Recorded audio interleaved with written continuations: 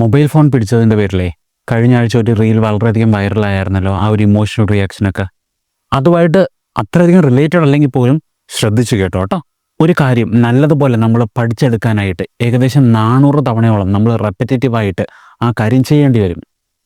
അത് നോർമൽ കേസിലാണ്.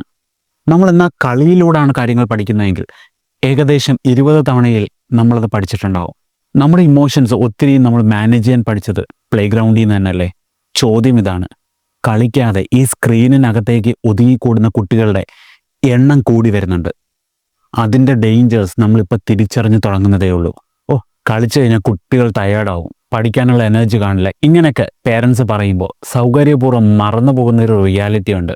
മാർക്കല്ല എല്ലാം, നല്ല പെരുമാറ്റവും നല്ല രീതിയിൽ ഇമോഷൻസ് കൺട്രോൾ ചെയ്യാൻ പഠിക്കുന്നതും ലൈഫിലെ ഒരു ഇമ്പോർട്ടൻറ്റ് ഫാക്ടർ തന്നെയാണ്.